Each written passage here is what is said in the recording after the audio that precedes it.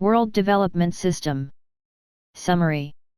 While returning home from a boring day of work, a black hole opened up in front of John and sucked him in. Before he was floating in the black hole, a helmet latched onto him. Uploading. AI under progress, activating survival kit. A weird robotic sound appeared within the conscious of John and suddenly a white energy enveloped him. After opening his eyes, John noticed he was teleported to a whole new world. A world of magic, and he was a user of a system. Archon, the world John was brought to, was a medieval world which is 10 times bigger than Earth. This new world held many new mysteries, and this was the beginning of Yon's adventure. John will dominate and stir the world with his new system. Old technologies be gone and use my advanced techis instead. Ha! You want to hold a politic, economical and military war with me? Sorry, but my system is too broken for you all to counter. Chapter -1. Characters. John arrived at Archon from Earth, who is the main character of this story. He still holds his values from the Earth. J. Hunter from North Frontier Town. He was the one who found John in the wilds when he was unconscious after arriving at Archon. Josephine, swordsman warrior who lives in North Frontier Town and works with Eva and Sally as a team. Eva Simmons, fire magician who lived in Imperial City, now lives with her grandma at North Frontier Town. She is the leader of her team. Sally, light and ice magician of Eva's team. Melanie Simmons, great-grandmother of Eva. Paul, woodworker from North Frontier Town. He was introduced to John by village chief Sam. Sam, a middle-aged man from North Frontier Town. He is also the chief of the North Frontier Town. He has 3 children. Ron, one of the 2 blacksmiths from North Frontier Town. George, blacksmith from North Frontier Town. Most of the time, he makes weapons for Baron Mendez, who owns the Dominion. Gordon and Arnold, both of them are trustworthy people who were recommended by Jay to John for his factory. Jack Snake, one of the merchants traveling to North Frontier Town. His family controls a lot of business in the north of Elias Kingdom. Their family puts emphasis on the strength to do successful business, and they are well known for their poisons. Dolores, capital city of Baron Mendez. East Sea Town, town east of North Frontier City. Joseph Morgan, prominent son of Morgan family and one of John's good friends. Frank Morgan, Joseph's father. Max Morgan, Joseph's elder brother. Carl Morgan, Joseph's grandpa and head of the Morgan family. Duke Black Wolf, Duke of Western Elias Kingdom. Antonio Mendez, second son of Baron Mendez. He is also pursuing Eva. James, Antonio's personal butler. Prince Hector Elias, third prince of Elias Kingdom. King Lionheart Elias, king of Elias Kingdom. Diana Blucia, daughter of the Duke of Blucia family from Fire Abyss Kingdom. Vlad, Duke Blucia's right-hand man, currently protecting Diana Blucia and works as his butler. His nickname in the underworld is Vlad of the Dark. Maurice, Diana's maid and friend from childhood. Captain Eric, Joseph right-hand man and in charge of his Joseph's fleet and Morgan family. He is somewhat of a pervert. Philip, butler of Joseph. Frank Morgan, father of Joseph Morgan. Marquis Steve Ray, the Marquis from the south of Elias Kingdom. Marchioness Ain Ray, wife of Marquis Steve Ray. Duke of Southern Forest, Duke of the Southern Domain of Elias Kingdom. Slave trader Tom, Marquis Ray's front man in the slave trade. Jacob, head of guards of the slave market controlled by Tom. Bart, son of a marquis, currently vying for Prince Hector's favor. Alistair, Prince Hector's right-hand man. Tornwall, dwarven slave bought by John at Tom's slave market. He was sold by one of the mercenary groups controlled by royalty of Dwarven Kingdom. Mysterious friend from Tornwall's past. Taylor and Martha, slaved because of debt and conspiracy, they are currently slaves of John. Currently working for John to improve their status. Jake, son of Taylor and Martha, he blames himself for his naivety and the situation their family faces right now. He still desires for revenge for the injustice done to his family.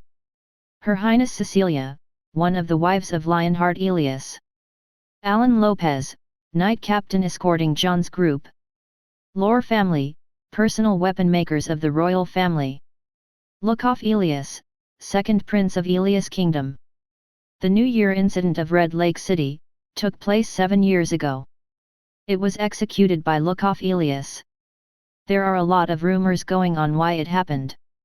Felix Elias, first prince of Elias Kingdom. Duncan, Prince Lukov's right hand. He has seen Prince grown up since he was a child. Architect Refone Zinfiel, architect from the Imperial City. Currently working under John. He is a half-elf and a half-human. Giorgio, Duncan's right-hand man.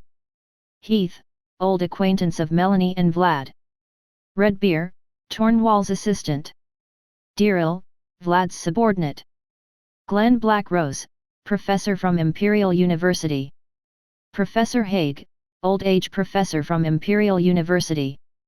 Joe, the clumsy officer hired by Jay as a police officer, he hates studying. Marsh, serious guy and partner of Joe. Thinks rationally but gets influenced by Joe sometimes. Gray, one of Vlad's trusted men at Redwood City. Martin, Gray's aide at Redwood City. Rudolph, one of the knights from Redwood City. Greg, Rudolph's friend and a knight from Redwood City. Sapphire Rose, half-elf, Duke of South. Duke Norman, Duke of North. Michael, Kevin, and Thomas, farmers of North Frontier Town. Professor Liam, arithmetic professor from the Imperial University. Duke Fjord Laguna, Duke of Eastern Seas. Evan Laguna, Duke Laguna's third son. Henry, Duke Fjord's spy to protect Evan at difficult times. Chapter 2. While he was walking towards the market, he checked the features on his system. He first decided to open one of his 2 new gift boxes. Ding! Congratulations on opening your first gift box of Level 1 World Development System. +1 reward for opening the first box of Level 1 Authority. Came the voice Sarah, which seemed female rather than the previously androgynous voice. It seemed like a voice from a mature woman. Sarah, choose one of the famous voices from the plethora of database of the world it came from. The information of John's world and Sarah's world had been integrated inside John. Congratulations on obtaining various blueprints on soap making. As the owner of World Development System and World's Best AI host needs a plethora of resources of develop this world, and for these resources he needs finance and money. Sarah hopes that host uses this information wisely and carefully so he can develop his own forces economically and politically. Sarah's voice seemed rather arrogant and playful this time when she said it was the world's best AI. Suddenly came a flow of information inside John's brain. This time he didn't even feel an itch, unlike the last time where he fell unconscious. It seemed that John's brain activity had improved by millions of times. Which he still didn't seem to realize it. While his body too developed in resistance, unlike the last time. The latter part wasn't really needed, thought John as he irritatingly heard the notifications after confirming on opening one of the boxes. Then the next reward of +1 opened. Ding! Congratulations to host on receiving a very useful thing from the W.D.S. The useful thing is, host is advised on learning martial arts from this world, as they would be useful in improving the physique as well as safety of host from malicious elements. Because when one earns too much money you can't make the eyes of wolves closed forever. P.S. This one can help you in improving the martial arts. Well, you can anyways do it yourself, you won't need me. Fucking bullshit. John almost puked blood when heard the next notification as cursed out loud. The people in surroundings looked rather strangely at John when he cursed. Some thought with pity that he rather misses his hometown and hence cursing in irritation as he doesn't know where he is. While some thought he had rather gone insane after coming here. Most of the people in the village knew about John's situation. After numerous cursing inside his mind, he stabilized himself and headed towards the peddler's market in the town. There were quite a few peddlers there who were selling the goods which were in demand in North Frontier Town. Things like rock salt, clothes, weapons and livestock were there. Each particular merchant sold their own specialties so they don't compete with each other. Clothes here were sold at 50 coppers. Affordable for people if they saved money for some time. But they were rather low quality. Mid-quality were sold in prices of 1 bronze coin to 5 silver coins, while some high-quality ones sold at 10 silvers to 1 gold coin as well. John inquired to quite a few merchants before he came to a stall which sold a plethora of unique items. This guy seemed rather middle-aged but a little bit younger than Sam. After inquiring, John got to know his name. He was called Jack Snake. People usually didn't have surnames in this world. Only people with statuses mostly had surnames, like military generals, nobles, great knights, mages, and rich merchants who bought aristocratic titles. This guy sold rock salt as his main item but also sold others things. There were some expensive books there. Plus some different kinds of metals which seemed jewelry. When Jack looked at John, he was quite interested in this guy. As this guy seemed rather different from others. From clothes to behavior, everything seemed different apart from his local face and physique. Jack looked at his clothes and he seemed quite interested in the designs of his clothes. There were buttons on him and the tailoring was quite well made. It seemed perfectly made for the guy who was wearing it.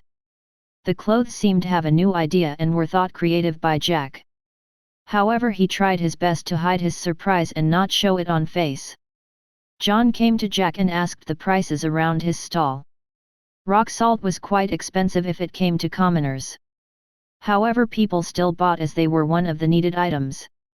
It was priced at 1.5 bronze coin for 1 kilogram. People usually earned 20 coppers to 50 coppers daily, to which 1.5 bronze seemed rather costly. And then there were a lot of books ranging from martial arts, magic, and history and culture of the continent. John was more interested in martial arts and magic books and maps if Jack had one. The prices of books ranged from 50 bronze to 10 gold coins. Magic books being the costliest. There were some martial arts books on the stall which had a range of 1 silver to 100 silver. These only improved the martial arts and body, they weren't the immortal cultivation techniques. There was a basic body refining book which was sold at 1 silver.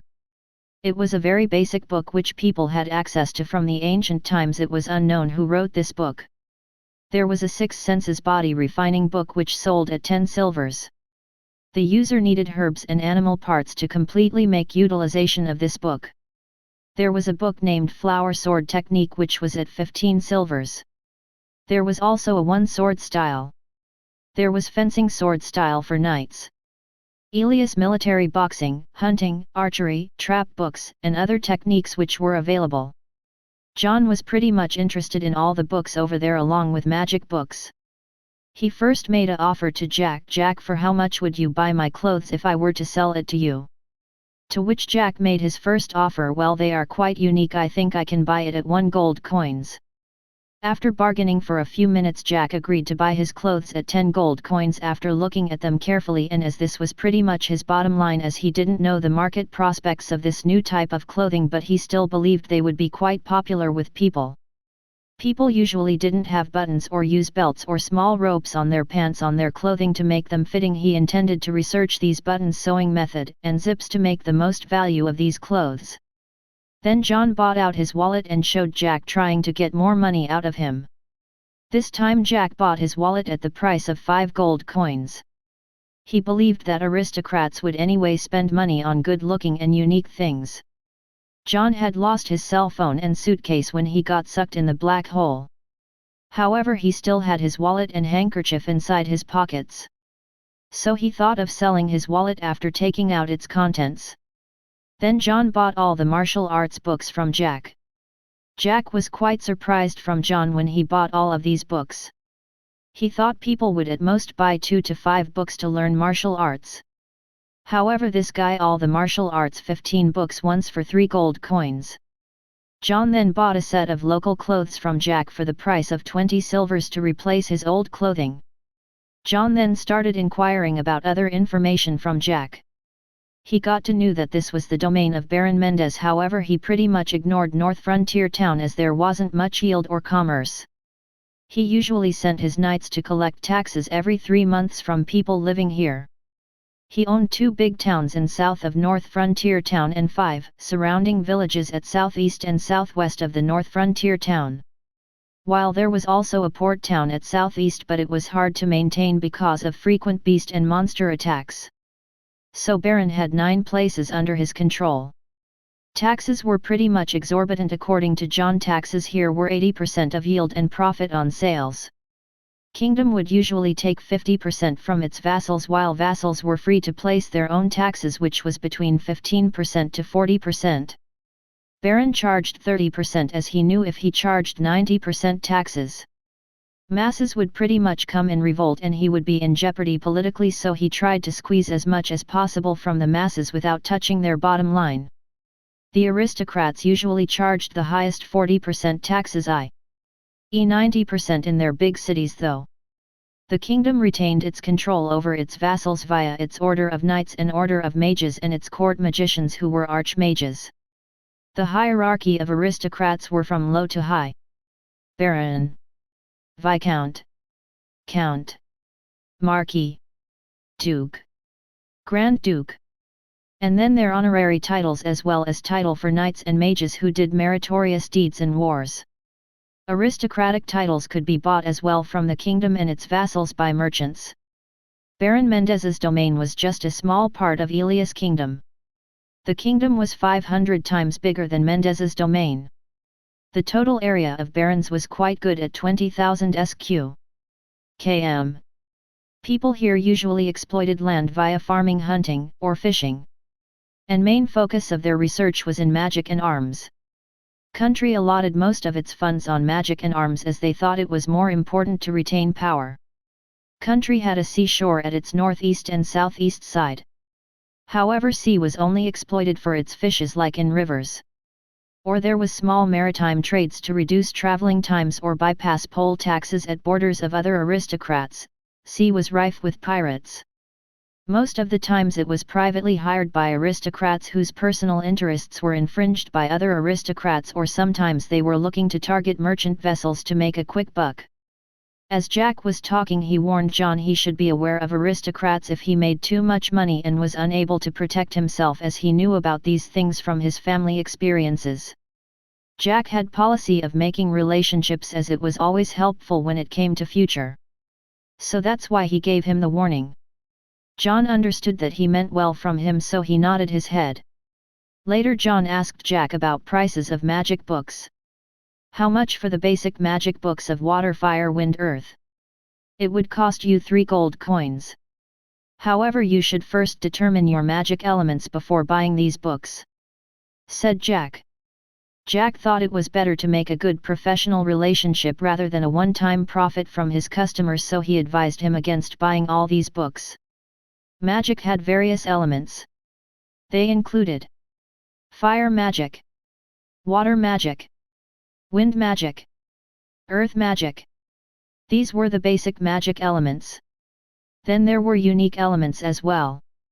They were spatial magic, light magic, dark magic, ice magic, and time magic. Fire, dark and wind and ice magicians were mostly used in military, while water, light and earth magicians were used as support for the main force where it came to healing, scouting or engineering of castles and strongholds. However, since John insisted on buying these books, so Jack didn't mind selling them to John. From John's perspective, he would anyway gain knowledge about the other magic even if he couldn't master them. So he bought them. There was a spatial and time magic books as well. However, they were very expensive at the price of 12 gold coins and 20 gold coins, so thought he would buy them later on. From Jack's description, time magic was usually used to predict future, unlike his preconceived time travel from the fantasy stories of Earth. It's all bullshit. Stop daydreaming, rebuked Sarah in John's mind from behind. There was no time travel in this world. It was all bullshit from his fantasy ideas, was what Sarah said to him.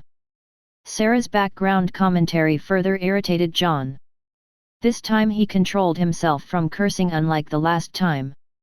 He thought Sarah quite a talkative I with an annoying personality. Time magic was used to determine and manipulate good and bad fate people, events, and countries. However, they weren't always accurate as there were many unknown factors on some people who couldn't be fated, like kings or strong people and people with space magic. Plus they were quite rare. However, they were useful in determining the general direction of events on where they were going. He then bought a normal sword and a health recovery potion for 2 gold coins and some knives if they come in use later on for 20 silvers.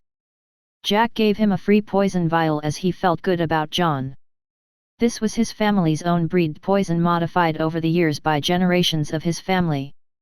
Before leaving, Jack said to John, "If you have other unique things, then you can over to look for me. I would give you the right price for your goods. I come every 5 days in this town. Today I will be going back to restock my goods from South's town of Dolores." Meanwhile, Sarah. Ding!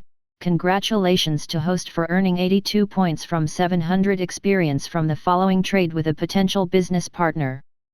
So he concluded his business with Jack and headed to others' peddlers to buy ingredients for making various types of soaps.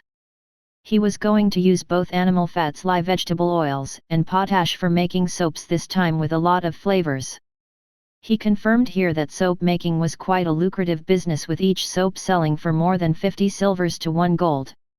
It was mostly sold to rich men such as rune masters, officials, magicians, knights, rich merchants and nobles, etc. Soap making was quite crude here in this world.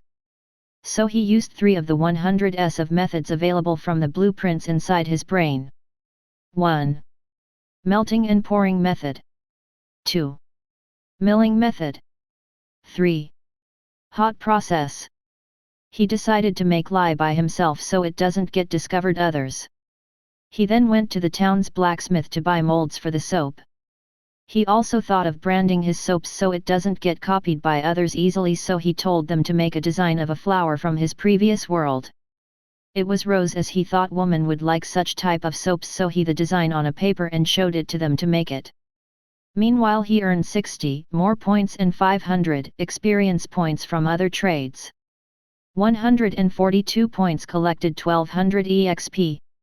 After 2 hours he returned to Jay's house and started looking towards features of W.D.S. Inside menu there was W.D.S shopping mall. Buy, sell, exchange, upgrade features, others. Inside upgrade features he could upgrade his authority and use it to analyze certain things faster.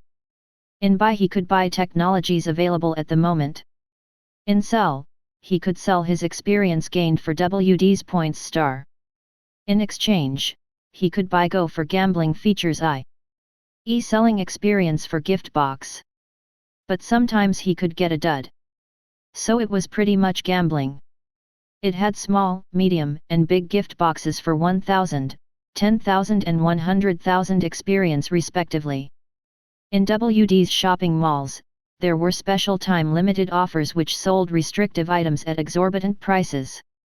For example, there were gun blueprints for exorbitant price of 10,000 W.D.S points. In the normal buy option it was at 5,000 W.D.S points with a restriction tick of required LVL2 authority. For LVL2 authority he needed 10,000 W.D.S points for upgradation.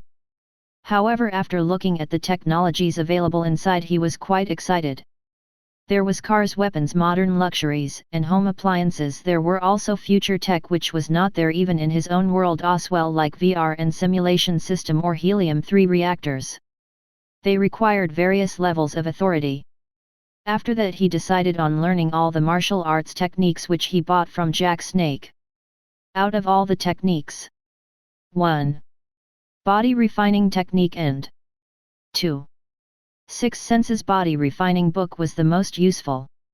It coincided with the fact that his body's analyzing and reaction speed was very superhuman. These were very common techniques in this world as they did only little improvement to the body, however it was quite useful for his body. He still needed to buy or gather herbs for Six Senses body refining technique. He learned all the theory of sword hunting, fencing, archery, traps, or knives techniques. All needed was training. As he was learning the techniques, system sounds beamed inside his head. Analyzing body refining technique 1% 100%. Analyzing complete. Improving the technique based on modern research. Simulating probabilities done 1/1567132, 3,4,5. After 10 minutes all the simulations were done and the best selection was given John by Sarah. Simulation complete 156713/156713. The best method has been presented to host. Host can continue training the new body refining technique with some ingredients in a herbal medicine. The same thing happened to Six Senses body refining technique and it was improved. However, other martial arts techniques were quickly learned with few improvements as it didn't require medicinal pastes or potions. It only improved it technically via various simulations.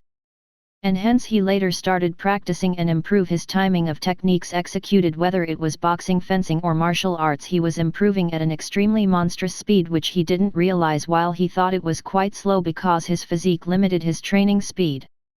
While he was training he didn't realize that 3 hours already passed and it was evening at 4. Jay came in after his daily hunt as he saw John training.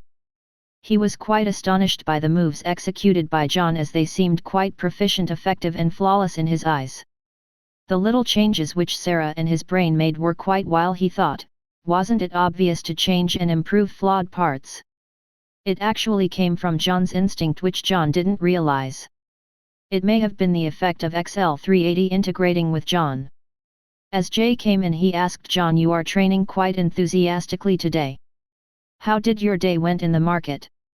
"Well, I sold some of my belongings to a trader named Jack Snake. He gave quite a reasonable price." "So you met Jack?" "Well, he is quite a good merchant. He mostly believes in forming relationships with customers and potential business partners. However, he doesn't do trade where he loses money. He has quite a good sense of market." "Well, most people won't like to do a loss-making deal." "Well, I mostly buy poison from him for special situations. I use it when I can't deal with certain beasts in the wild." Jay was quite astonished by the fact he learned all the techniques he bought today from Jack. Jay believed him after watching all the books he bought today. He didn't practice anything which was different from the said martial arts. He also learned that John had improved some techniques where he thought there were some flaws and hence improved it and practiced it. From Jay's point of view, John was a monster because many people spent years just to improve some flaws in the techniques. However, he did it in just quite a few hours for almost all the techniques he bought. John even taught him his improved hunting technique and this stemmed Jay's thinking that this guy was quite a monster. Footnotes 1. Points have been converted to W.D.S points so there won't be confusion in future if I sometimes use EXP points instead of EXP gains so as to avoid confusion. 2. W.D.S, World Development System. Chapter 3. John was a monster because many people spent years just to improve some flaws in the techniques. However, he did it in just quite a few hours for almost all the techniques he bought. John even taught him his improved hunting technique and this stemmed Jay's thinking that this guy was quite a monster. "Jay, do you know any guys whom I can hire for my soap making business? I would like it if they are trusted so they don't leak the secrets of soap making to others when it expands," asked John when they were conversing. Jay was shocked at this development as he knew that soap making businesses mostly belonged to nobles and it was mostly strictly guarded and researched quite a lot by nobles for improving it to expand their markets. "How many guys would you need in your business right now?" inquired Jay. "I think at least 10 for production processes and at max 30. I have already bought the materials for making 2,000 pieces already.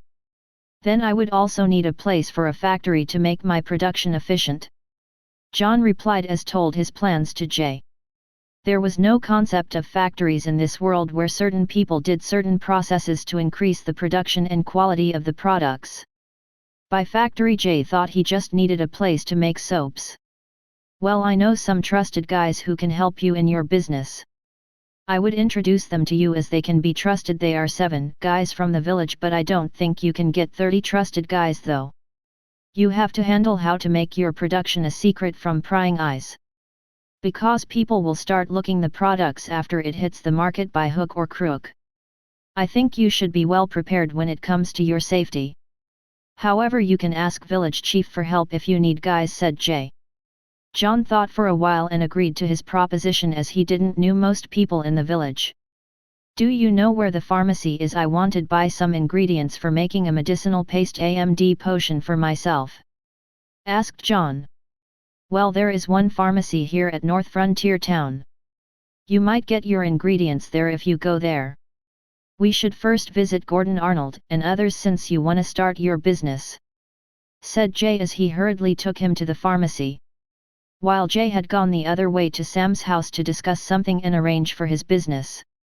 He thought that a soap-making factory would be good for town before he left him at the pharmacy. Pharmacy here had 2 stories, a backyard garden and 3 rooms on each floor. When Jay entered the pharmacy, he met a familiar person here. She was the woman he met earlier. Josephine was here to restock her supplies after her outing. Upon seeing Jay, Josephine approached him and asked, you are here as well. So what brings you here at the pharmacy? Well, I wanted some herbs and animal ingredients for personal use, so I thought I should visit the pharmacy. Looking at your cheerful face, it seems you made quite a windfall this time, asked John curiously. Well, that's true. This time our team killed a magic beast and its body is quite valuable, so I came to resupply for the team, replied Josephine. While they were conversing, owner of the pharmacy, Grandma Melanie, came from inside the room and asked the duo. So Josephine, what brings you here and how are Eva and others in your team? Is she still as unruly as always? She always pried gossip about her great-granddaughter from her teammates. Well, I can't say about Eva, but our team is doing quite good recently, but we had big catches these days. Today we caught a magic beast, so I was here to restock our medicinal supplies. Eva was Grandma Melanie's great-granddaughter. She was aged 25 and she was a fire magician. Melanie thought for a while and bought the supplies Josephine bought every time. Are there any other things you need apart from these, then? She turned to John and asked. So you are the newcomer Jay bought recently in village. So what brings you here? To which John stated the herbs and animal ingredients which he needed.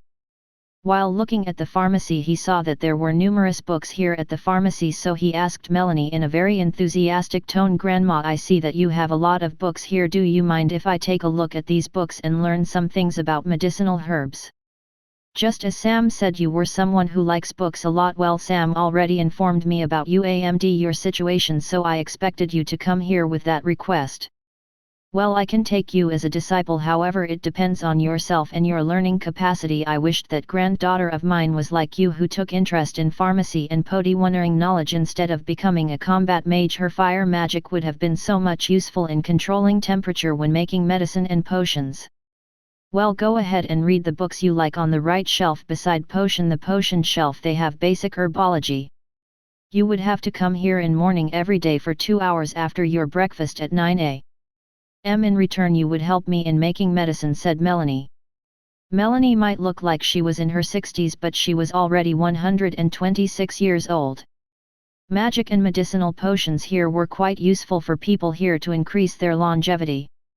Josephine's team had 3 people. Josephine, as a warrior and knight.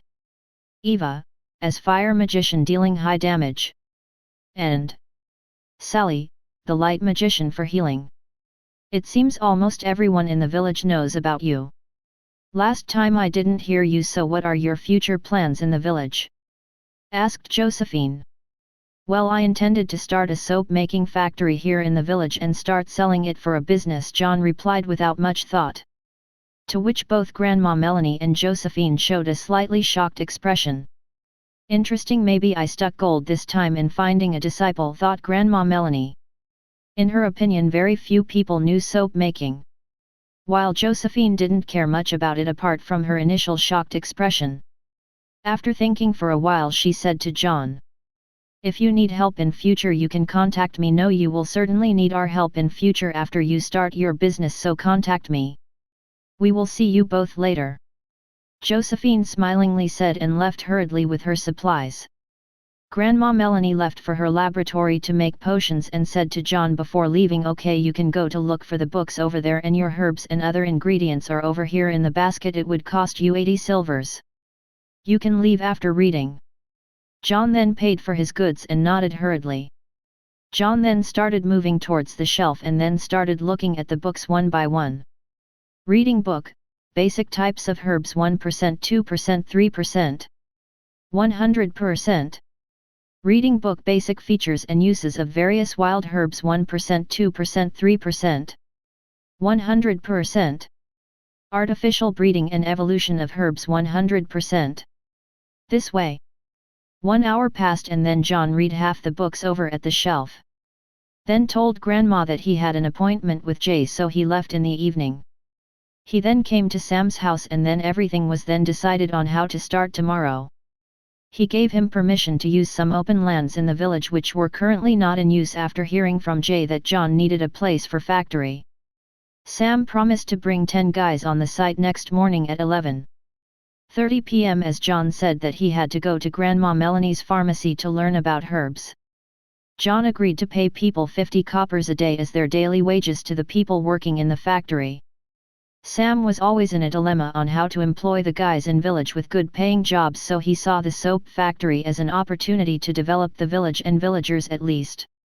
While Jay and John were returning, he met Gordon Arnold and other 5 guys while returning home. These guys were 20 years old, either working at farm or hunting for a living. Jay knew them as they lived nearby his parents' house from childhood, so he introduced them. Among them Arnold and Gordon knew to read and write. John and Jay reached home and then John got busy with making his potion. After making the potion and medicinal paste, he started training both the body refining technique and sixth sense body refining technique. Training in body refining technique 100% complete. Training in sixth sense body refining technique 100% complete. After 2 hours he came out from the bathtub in the backyard. He got up and headed for the dinner and then talked to Jay about what happened on the day and on how he met Grandma Melanie and Josephine at the pharmacy. Later going to sleep. After training the techniques and soaking in medicinal paste, his body started having changes. His 6 senses were magnified and his body got sturdier from the inside rather the outside when he was asleep. After waking up the next morning he hurriedly ate his breakfast and left for Grandma Melanie's pharmacy. He arrived early at Grandma Melanie's pharmacy.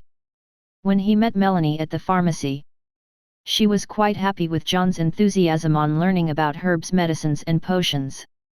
"Okay, you can start learning about the books there for 1 hour and then later come in lab for practical assignments.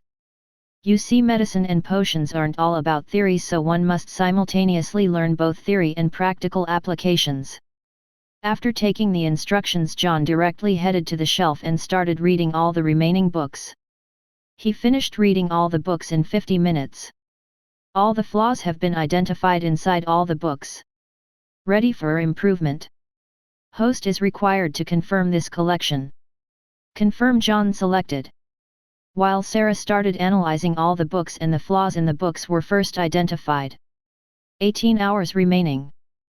Host has an option to accelerate the improvement by using the remaining W.D.S points.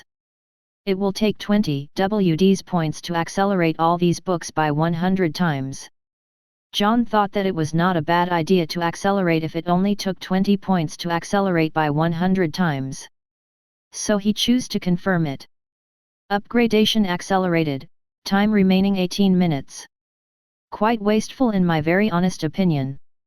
Came the voice of Sarah inside his head. Can't you give this suggestion before I confirm? You even asked if I want to accelerate it.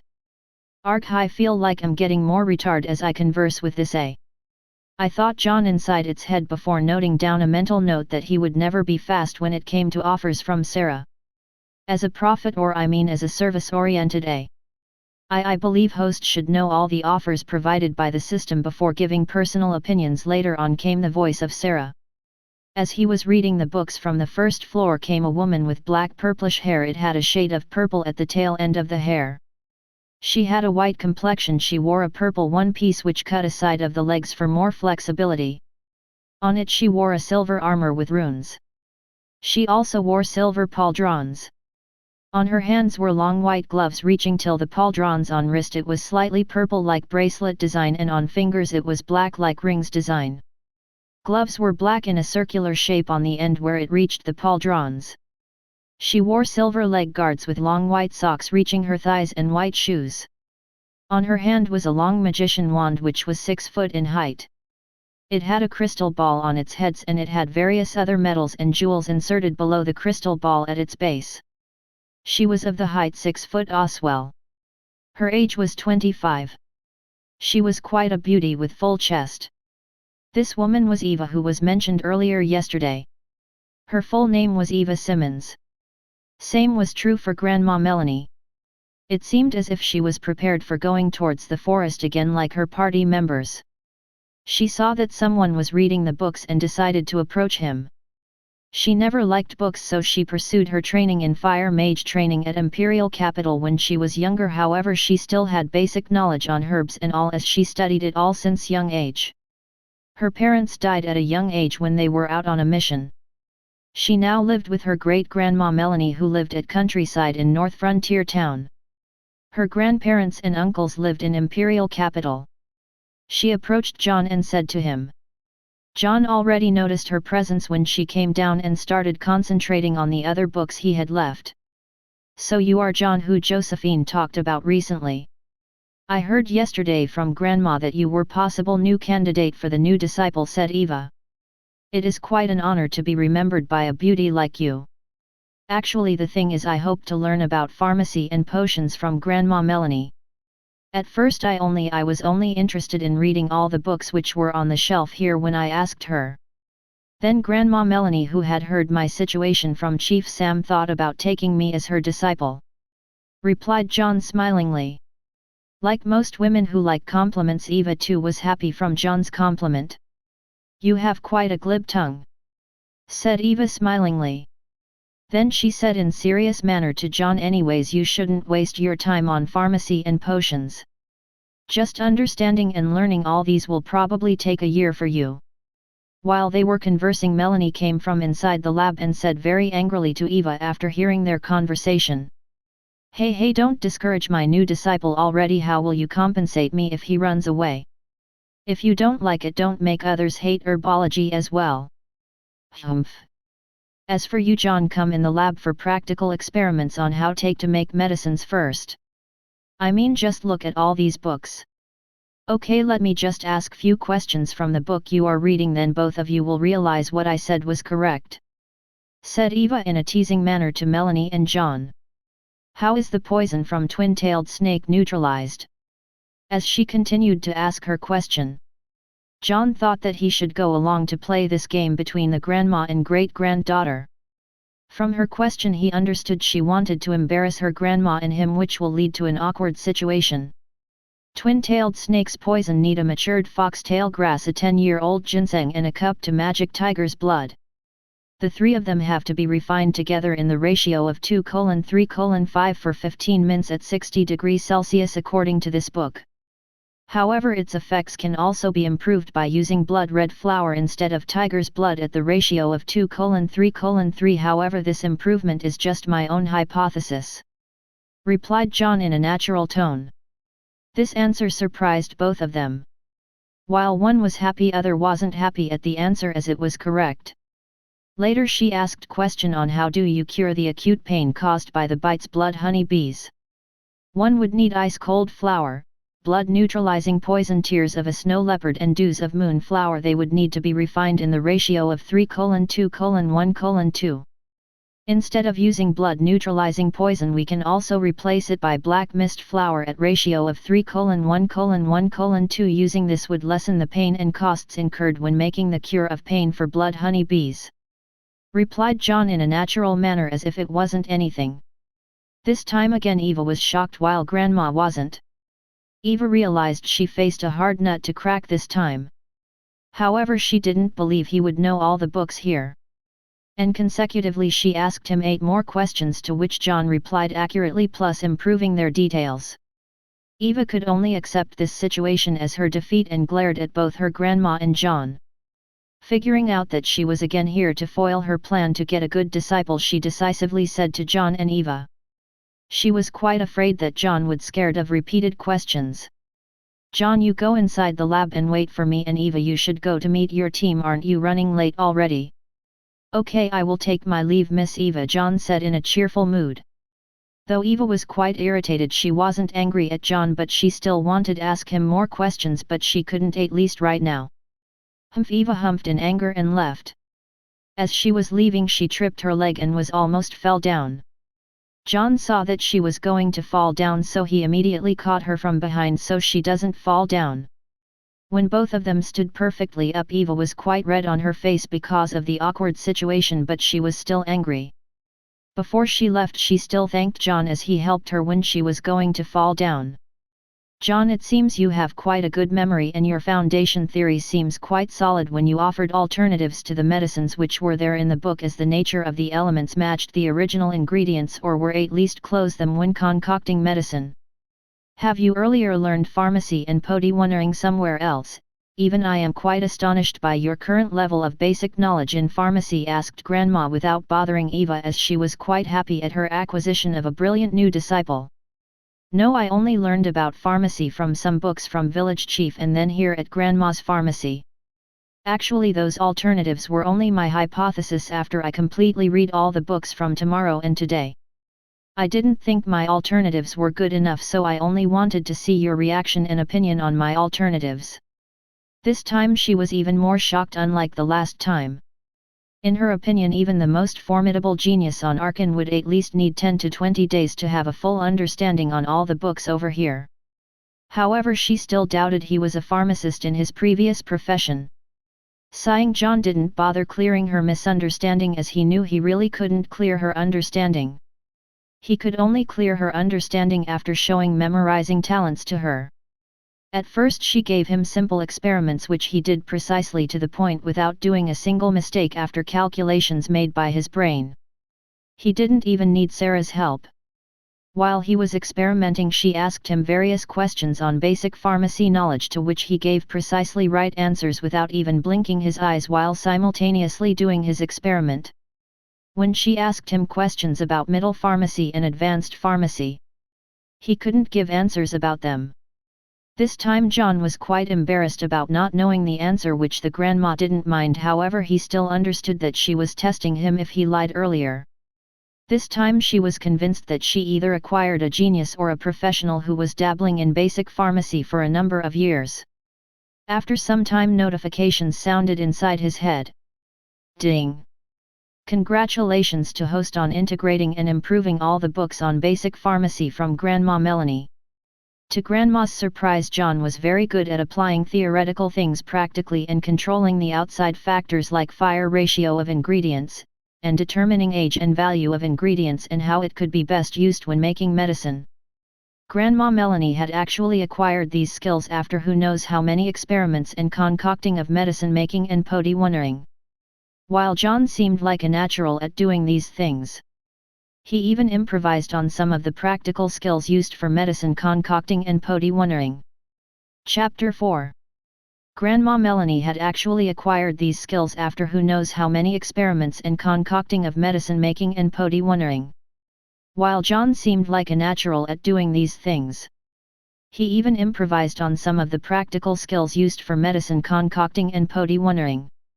After 2 hours were completed, at 11 a.m. it was time for John to go on soap factory and meet other people. Grandma Melanie also allowed him to access middle pharmacy books from next day onwards, as she determined that he didn't need basic pharmacy and potion books, so there was no problem. He then left for the soap factory site. After 20 minutes he arrived at the site. People there were already waiting.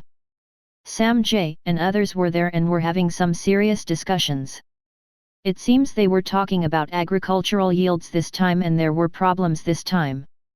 It seems after repeated use the soil it had become less fertile and hence lower yields.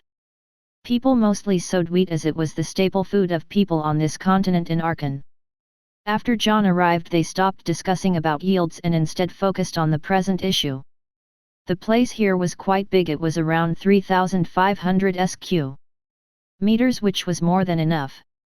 There was a warehouse in the middle which could be used as a factory, and there were 30 more people apart from Jay and Sam. There was also a small workhouse near the warehouse.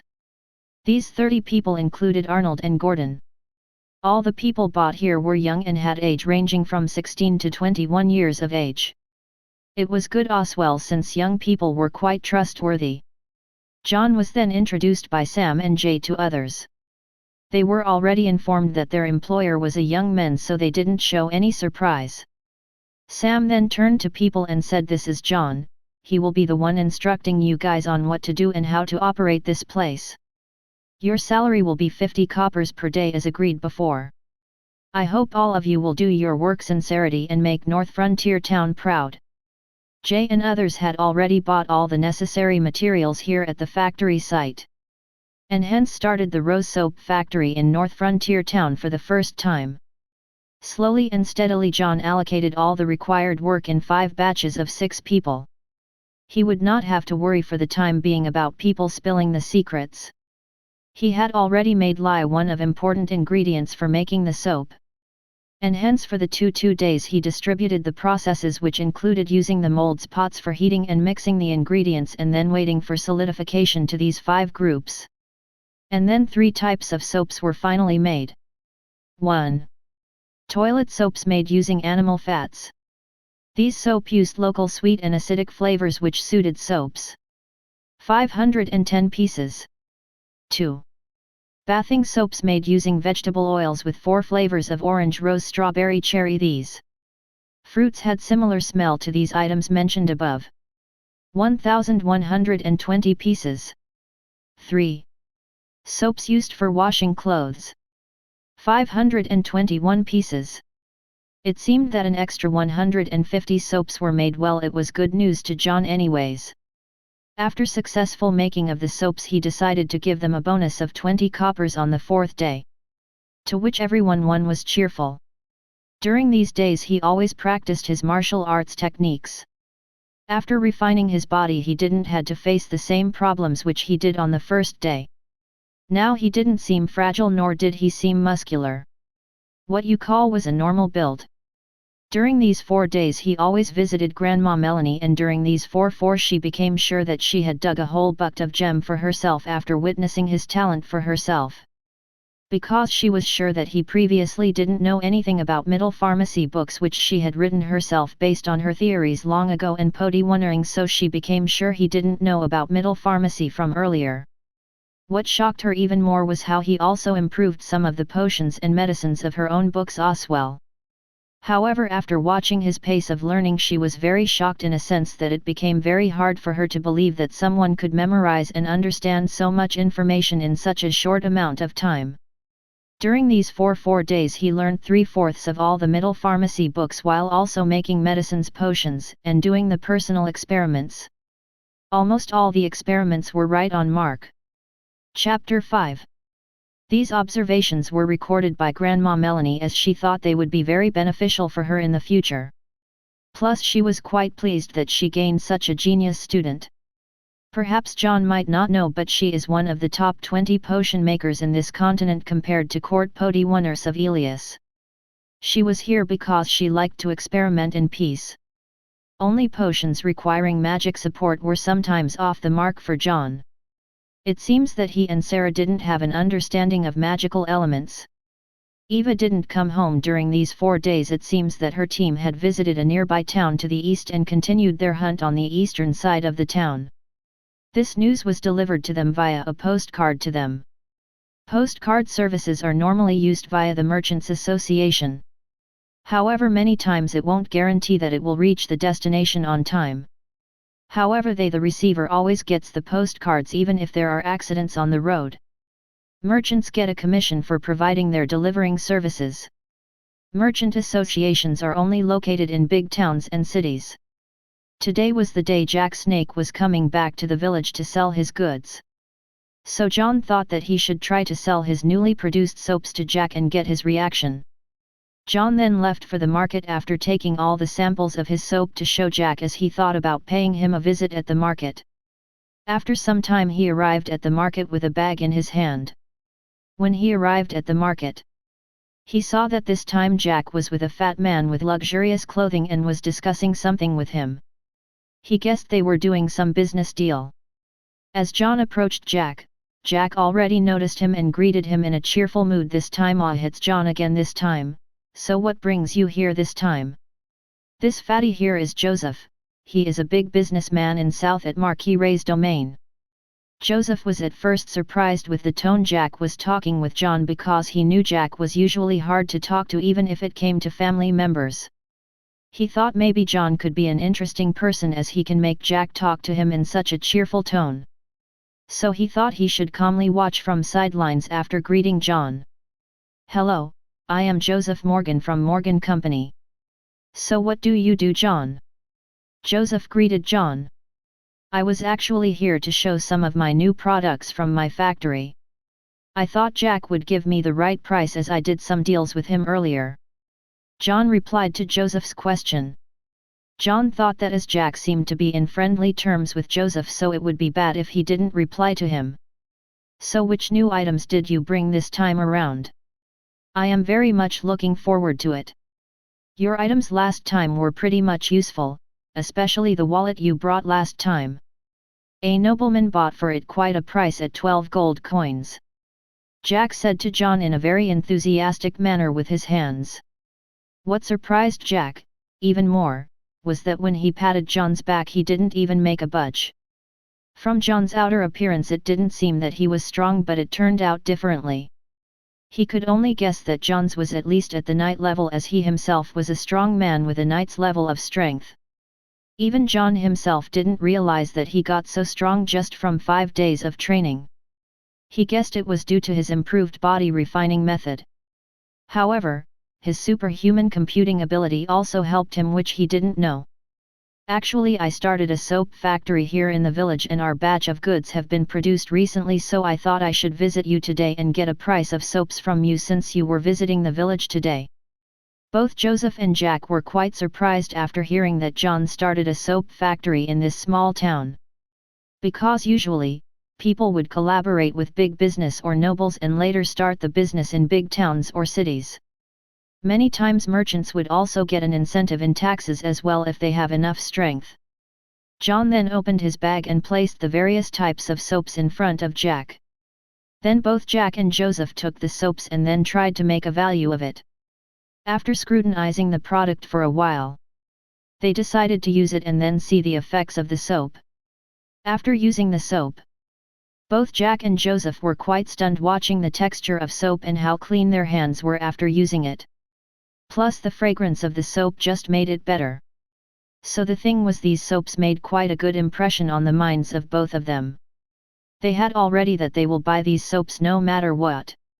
After watching their reactions, John smilingly said to them, "So did you like these soaps?" John already knew the answer, but he still asked the question just to tease them. To which both Jack and Joseph knew that John already guessed their intentions after watching his playful tone. So this time both Jack and Joseph were straightforward and gave him their own offers. Jack gave his offer of 2.5 gold coins per soap, while Joseph gave an offer of 2.7 gold coins per soap. They both intended to sell these soaps to the high-end market after watching its effects, and they also thought that making this soap wouldn't have been easy and its costs would have tremendous as well, so they thought of a reasonable price. If people knew that he made these soaps for less than 6 gold, they would certainly puke an endless amount of blood. After hearing Joseph's offer, Jack too increased his offer. In the end, it was decided that they would buy these for 3 gold and would divide it equally. Chapter 6. After hearing Joseph's offer, Jack too increased his offer. In the end, it was decided that they would buy these for 3 gold and would divide it equally. It was also decided that they wouldn't infringe each other's market.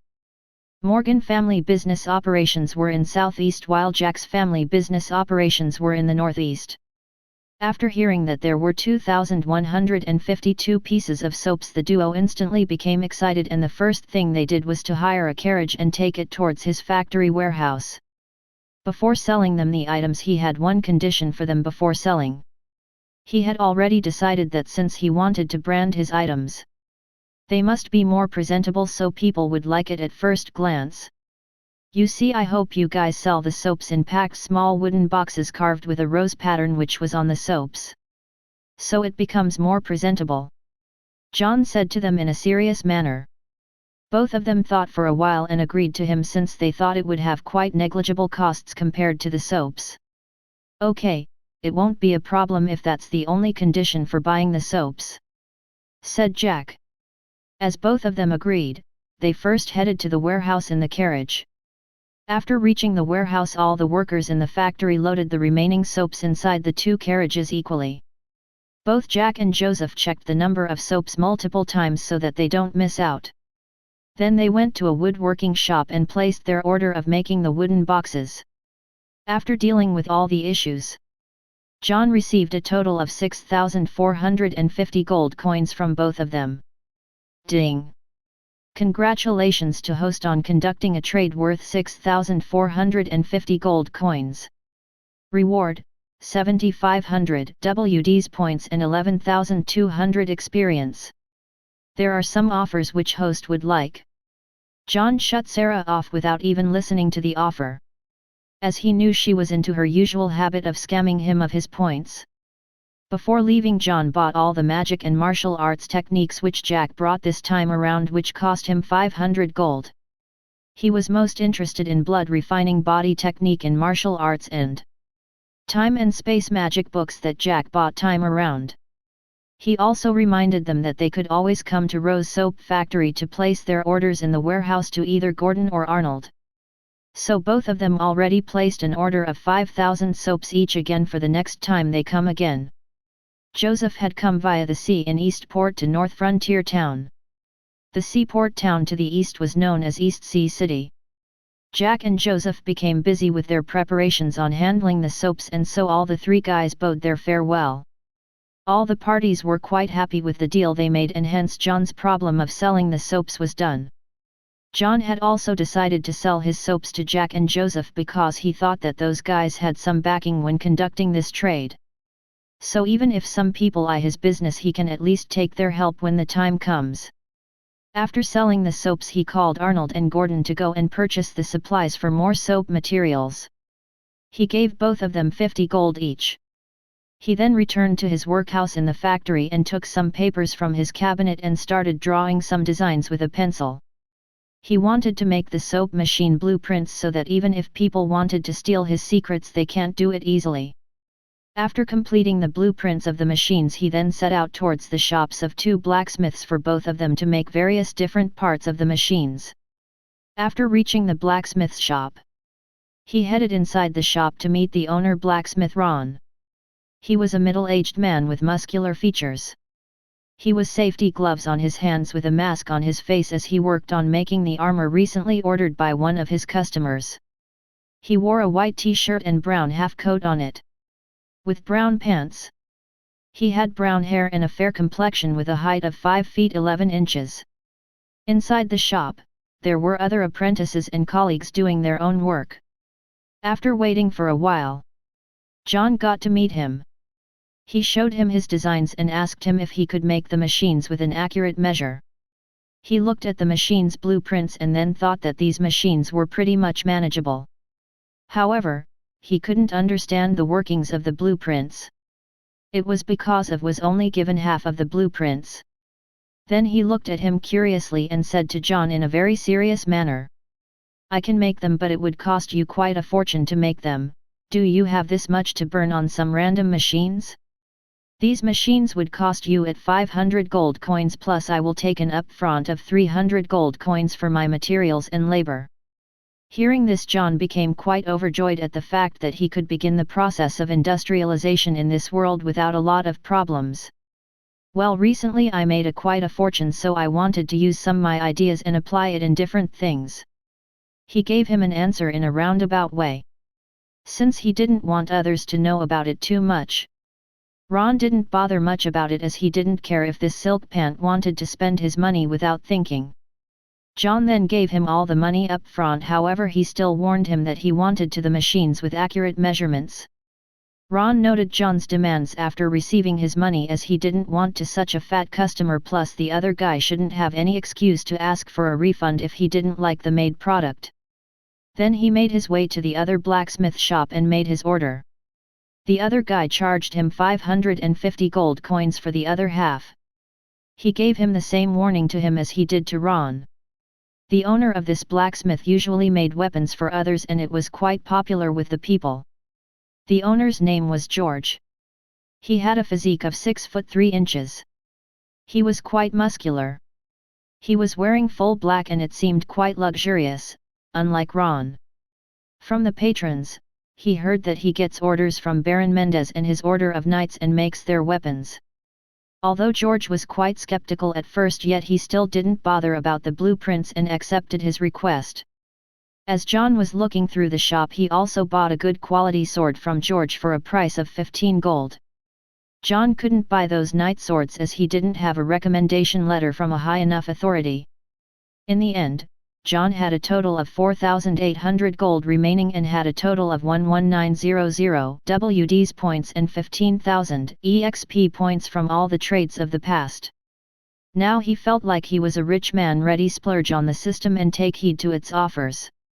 Then later he decided to meet Sam and go towards village chief's house for buying land, discussing about the problem of low yields in the village, and then visit a craftsman working on wood to make him a house and other required things. And hence he headed towards village chief's house after dealing with the workings of Rose Soap Factory. Chapter 7. Then later he decided to go towards village chief's house for buying land, discussing about the problem of low yields in the village, and then visit a craftsman working on wood to make him a house and other required things.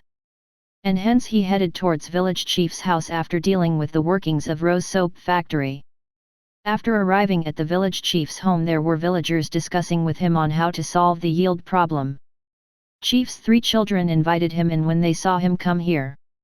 They had already met him earlier when he had visited. They were aged 6, 7, and 8 respectively. The 2 boys were 6 and 7 and the girl was 8, and their names were Sonny, Mark, and Jennifer respectively. After waiting for a while, he got to meet Sam after the villagers had left. John then said to Sam, "It seems you have quite a headache this time around." "Don't say, this problem always comes every 5 to 10 years down the road. It is just nature's cycle which it can't be helped. Dealing with this mess is always a problem for most of the village chiefs. Actually, if you don't mind, then I have a perfect solution for this problem if you want to know," John said in a serious manner to Sam. This time Sam didn't look surprised as he got used to John, and he had already heard from Grandma Melanie's bragging that she got a genius this time around to whom she can pass on her techniques. She also mentioned if possible she would just marry of her granddaughter to him, so then she would have no qualms in her life. Of course, Sam didn't divulge this information to John, or this might create many misunderstandings between all the parties. "You see, the land over here in this village has become infertile because you guys sow the same type of seeds on the land over the years, which would deplete the soil from a certain type of ingredients and hence becoming infertile because of using the same crop. To combat this problem, you guys should institute the 4-crop rotation method, which would always keep the soil fresh because of rotation of crops and balancing the nutrients taken from the soil each time. The sequence of 4 crops, wheat, turnips, barley, and clover, including a fodder crop and a grazing crop, will allow livestock to be bred year-round, would be very beneficial for farming here. Plus, you guys should make use of the fertilizers from animal excretion, dead plants, leaves and forest soil, which would re-energize the soil for nutrients. You see, the things living being eat and excrete have nutrients which is useful for soil, so you guys should use this method to improve the yields. Anyways, it would be better than nothing and just a few days worth of labor." John also explained to him in detail on how to make composts, fertilizers, and the pros of modern farming methods of Earth and Sarah's world. Plus, it is worth a try anyway. They won't lose anything apart from a few days worth of labor. So later on, he came to his main topic on why he came to visit him today. "However, this time I came here because I wanted to buy a land for making my house. It would be very helpful if it is a big land like the last time when you gave me the warehouse for operating. Also, if it is okay, I wanted to buy the warehouse land as well." Sam thought about the proposal and then agreed to it, as he thought that the village was anyways in need of funds and it would be quite helpful with gold if the village doesn't have a yield this year. by purchasing the food in gold from the market in other towns to make up the deficit. Baron Mendez anyways never developed the north frontier for quite a few years, to be exact 10 years, as he just thought about this town as only a buffer town between the wild forest and his main domain. He was even more willing to sell this village to merchants, but they would have protected the land themselves. It was always the villagers who footed the bill for protecting the town hook or crook. Jack's main poison also sold well because it helped in paralyzing big beasts at least. However, even he was always short in supply and it cost quite a lot for his poison. People with money would never buy land over here as there was always a problem of safety from wild and magical beasts as soon as winter came, and it was always better to invest in big towns and cities. Because during the winter food was scarce in the forest, and in desperation many times wild beasts would come over to the village in search of food, which would always place the village in jeopardy. Plus the Baron never sent his knights to protect the village. So he never cared about the lands sold in North Frontier Town, and he only cared about the taxes from the yield of crops. Both the lands cost a total of 20 gold coins only. It seemed he was quite luxurious when he spent his money on the soap making the machine. So here is your deed of both the lands. All you need to do is give your signature here and pay the 20 gold coins needed. BTW, your new land is north of Jay's house over here. It's only 10 minutes of walking distance. Basically, it was near the barbed fenced gates north of the village. However, it can't be helped since most of the lands were already occupied, thought John. After paying the gold, he headed towards the wood craftsman Paul, introduced by the village chief. While he was going to meet Paul, village chief convened a meeting between the 10 important people in the village at his house. Chapter 8. After paying the gold, he headed towards the wood craftsman Paul, introduced by the village chief. While he was going to meet Paul, village chief convened a meeting between the 10 important people in the village at his house. Arnold's father and Gordon's father were also there, and 6 people in charge of farming also came. Most importantly, Grandma Melanie was also there. Sam wanted to have her serious opinion on what she thought about remedies provided by John's. Grandma Melanie usually wouldn't have come to this sort of meeting, but since this time it was her disciple's opinion, she thought she should go and see this matter anyway. After learning all the information which John had provided, she was deep in thought and then remembered his remedies and improvisation he provided for various medicines and how it was right almost all the time. She gave her answer. Plus this was quite a unique and creative way of farming in her opinion. However, as she was never involved in farming but more on herbology, potion and medicine making. But she also thought about how certain herbs needed certain environments, like poison bloom flower which grew on poison marshes, or red burning flowers which grew near volcanoes, and hence she agreed to John's theory. And thought villagers might as well practice this type of farming. They won't lose much anyway. If it worked, it was anyway a good thing for her and the village. Well, I agree to John's remedies after thinking myself a lot. Plus it would be very beneficial for us and our future generations if this remedy worked. We would have anyway left the currently cultivated land and gone to cultivate other lands so it could recuperate over the years. Plus we can already use the fertilizers and compost which he mentioned earlier and see its results in a few days, since the crops already look malnutritioned. Grandma Melanie said this in a very serious tone. Sam was also quite persuaded by John already, and hence he too agreed, but didn't mention and waited for others' opinions. After listening to Grandma Melanie, people thought over and agreed that it would be useful for future generations if this method worked for them, and hence there was a unanimous decision with everyone agreeing to the remedies. So everyone started making preparations and informed others of the plan on using fertilizers from the next day and use 4 crop rotations method from next time around during the sowing period. During this whole time, John was unaware of what took place at Sam's house as he was visiting the carpenter Paul. After leaving Sam's house, he soon came to Carpenter's shop. It was a big shop with lumberjack nearby.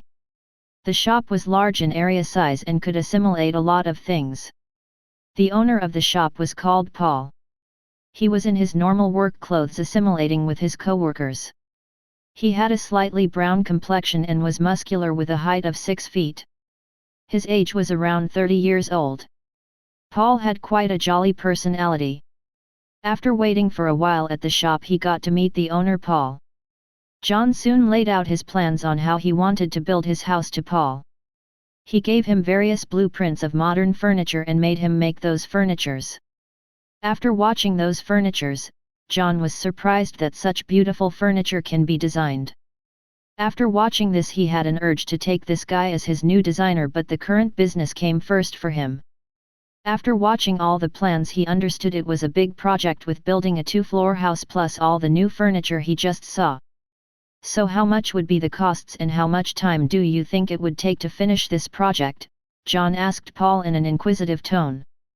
Paul thought for a while, then called one of colleague Tony. He was his colleague who worked from his father's time. He was 50 years old. As he had a lot of experience, Paul would call him on big or interesting new projects. After looking at all the details seriously, at first, he was surprised at watching the blueprints of the house and all furnitures, but he still accepted the work. He said to Paul and John, "I think it will take a lot of money, but this can be done with our available manpower in the village. As for costs, I will take 200 gold for materials and 100 gold for manpower to complete it as early as possible." It was a first of a kind of project for Paul and Tony in their life. As the area of land was quite big, John thought that his house should be luxurious and hence added a pool in the backyard of the house with 150 to 50 On the right and left side of the pool was a garden and apple orchard. The house was 2 floors big, ground, 1 and 2. It had a Mediterranean revival architecture. There were multiple rooms on each floor. To be exact, 7 rooms and the main hall room on each floor. Other rooms surrounded the main room. There were multiple beach chairs beside the pool for sunbathing and a place for barbecue as well. This was the reason that both Paul and Tony were surprised, as they had never seen anything like this ever in their whole life. They thought just maintaining this house would take a fortune. Before John left, they asked him if they could use the blueprints of the furniture which he had shown.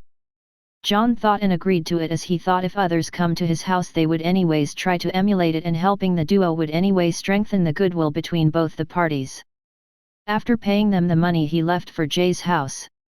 To thank Jay for all these days, he thought he should take a gift for Jay. He thought of bringing food, as he knew Jay wouldn't reject it, plus Jay loved food. He bought top quality meat and other vegetables, enough for both of them, from the local food market. As Jay was a hunter, he even thought about compiling his personal hunting book to Jay later on, which could help Jay later on. Then he later visited Grandma Melanie's pharmacy. She was not at the pharmacy, instead it was Eva who greeted him this time. She had just arrived back today in the morning from their hunt this time. She was wearing a red top and white tight pants in the shop. This time he needed ingredients for other body refining techniques. He bought from Jay mainly the blood refining body technique and bone strengthening technique. "Sorry, not all the ingredients are there this time here on pharmacy, but if you want those other items you can come with us tomorrow for getting other ingredients." She was just teasing him at first, as she thought she might as well triumph him at combat at least. She got quite depressed from the morning after hearing all feats which John had achieved from her grandma, and so she didn't test him when it came to herbology, potiwonering, and pharmacy. This time he didn't get all the materials, plus this time it was not the basic techniques but some high-quality techniques which sometimes required more resources for better effects of them. Chapter 9. This time he didn't get all the materials, plus this time it was not the basic techniques but some high-quality techniques which sometimes required more resources for better effects of them. He still needed the body of tiger magic beast, purple snake blood, wild white elephant blood, and three-legged black crow's blood. Of them, three-legged black crow was the most difficult to find. "Okay, I need to anyway get those ingredients, and it's better to get it in a team." John thought for a while and agreed to her offer, as he thought that he would anyway need those ingredients and it would anyway be better for him if he was with a team rather than alone finding the items, plus he might as well find those rare items mentioned in the book. Eva was quite surprised at this development, as she didn't expect John would accept her proposal so easily after thinking for just a few seconds. She also thought he might be making a brave front so that he doesn't lose face. However, it couldn't be seen from his face that he was making a brave front. "Farewell. Someone is really going to miss someone. But, it is not going to be me." John smiling said to her before hurrying out of the pharmacy with his items. To which Eva this time wasn't angry but irritated and slightly red on her face. Let's see how he deals with those monsters tomorrow at the forest. After John left, Grandma Melanie came back and saw that John was already leaving in a hurry. She went into the pharmacy. She saw that Eva was quite irritated and jolly on her face this time, so she misunderstood, what happened. It seems you had quite a good chat with my disciple. You usually wouldn't even glance those guys from Imperial Capital. How come you are fine while talking with John? Grandma Melanie asked Eva in an all-knowing tone. It's nothing like that. Grandma, you are just overthinking it. Eva reacted in a fierce and irritated manner. Okay, I understand. Grandma again nodded in an all-knowing tone and went back to her lab. After returning home, Jay today proceeded to take a look at books which he could learn. This time he took out magic books which he hadn't touched practically all the time. He first started reading the main magic element books of water, fire, wind, and earth. Suddenly sounds of notifications came from inside his head. Analyzing basic water magic 1%. Analyzing basic fire magic 1%. Analyzing basic wind magic 1%. Analyzing basic earth magic 1%. Then he did the same for other time, space, dark, ice, and light books. After analyzing the books in 2 hours, he tried to use the magic for the first time. After analyzing host's body, it is discovered that host has a very low-level magic root and hence would be unable to upgrade his magical abilities. However, it is also found that the host has aptitude in all the low-level magic, and has supreme level aptitude in spatial magic due to XL 380. From his own conjectures, he found that his body had mutated due to XL 380 after getting all the magic information. People in his world didn't have magic aptitude due to low magical environment and hence were unable to use even tiny speck of magic.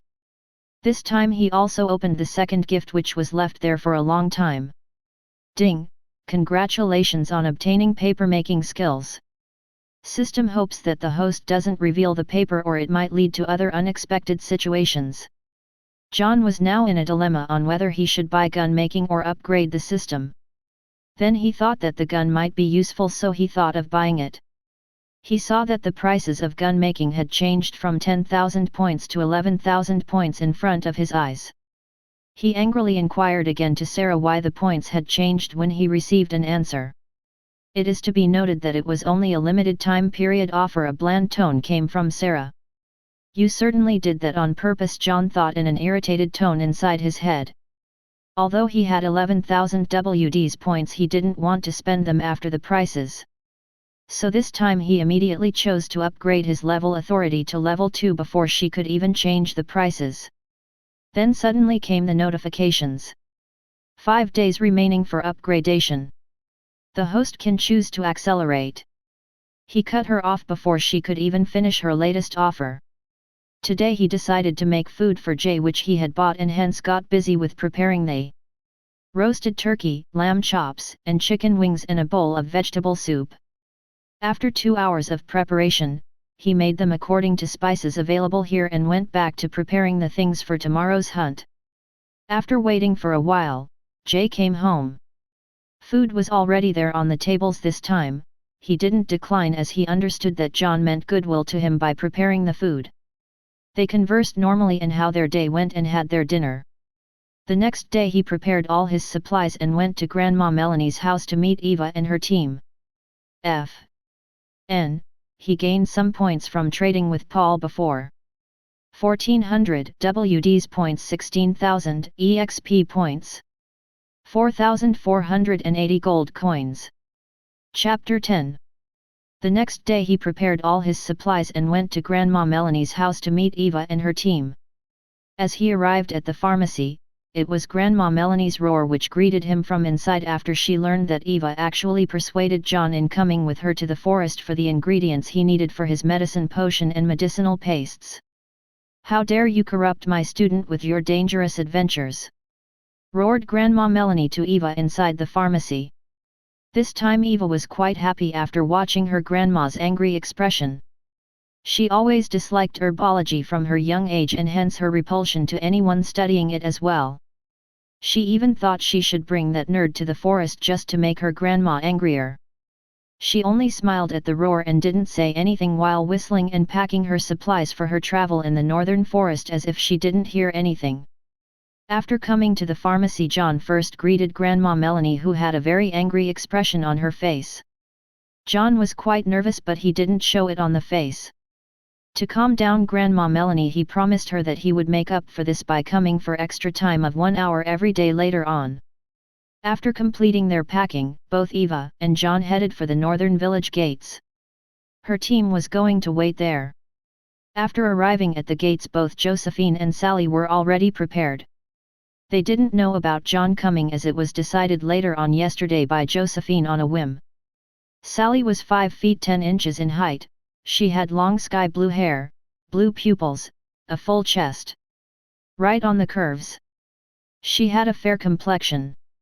We wore a white skirt with dark blue designs in the middle. She wore a white shirt with blue buttons. On the shirt, she wore a magician coat which looked quite grand, and it was dark blue in color. It seems it was filled with yellow runes. On her hand was a wand made by black wood, and on the top, it was to dark blue jewel. However, the jewel was carved in a wand shape. So it seemed like the wand had 2 colors, 3/4 part black and 1/4 part dark blue. She was a beauty with long legs. It seemed she was right on the curves. She also wore a magician hat which was blue in color. Sally was a light and ice magician. Her main role in the team was a support as a healer. As Josephine saw John, she first went up to John and called him out. "Hey John, it's been quite a while before we saw each other. Are you going to the forest as well today? It's been a while." "Well, yeah, actually Eva asked me out yesterday to join you guys, as it would be better hunting for me as a team rather than going out alone," John said to Josephine, scratching his head. Hearing this, both Josephine and Sally were astonished and looked at Eva in a skeptical way. While Josephine showed a slightly irritated expression, she too didn't understand why she was irritated, while Sally was more interested in how John managed to make Eva ask them on a journey in the wild forest. Because she knew Eva would never invite or let guys join their team. Today John was in a red full armor with his new swords, bow and quiver on his back, with knives hanging on the waist and other supplies in the bag behind him. He had a unique bag that was never seen before. It seems that he made the bag himself for more mobility. From John's attire they understood that he was a warrior or hunter. However, from looking at John's body they doubted whether he can fight close combat and judged that he was most possibly a hunter wearing armor just for his safety. John was later introduced to Sally by Eva and he greeted her with a smile. "Hello, I am John. I will be in your care for the journey ahead this time." Okay, tell me, John, is there something going on between you and Eva? How did you make her invite you to the team?" Sally said to him in a hushed tone. To which John made a confused expression and didn't know how to reply to Sally. Both Josephine and Eva had an irritated expression on their faces. Even if it was said by Sally in a hushed tone, they still heard it. To remove the awkward situation, Sally then said to everyone, Okay, let's prepare all the things and set out as quickly as possible." After readying all the things needed to prepare, they then later set out to the forest. After traveling in the for more than 15 km, they came in the range of wild and magical beasts that roamed in the forest. The first encounter. This time John already sensed that a wild firefox was around them 1,500 meters ahead, but he waited for a while and hence later he informed them that there was a wild firefox ahead. They were surprised by the fact that John had such acute senses that he could even sense a wild animal 600 meters ahead of them, because they could mostly sense the presence of others only when others were in a range of 200 meters. And hence they already prepared all the necessary things required to hunt the firefox. While they were preparing, John sensed that there was a snake that came from inside a hole in the ground. He made necessary preparations for the time if that wild snake ambushed them if they were too focused on fighting the fox. It was Josephine who started out to attack the fox, while Eva would hurl fireballs at the fox. However, it won't work much as it was firefox, so this time they thought it would take a fight of attrition to tire the fox out and then kill it.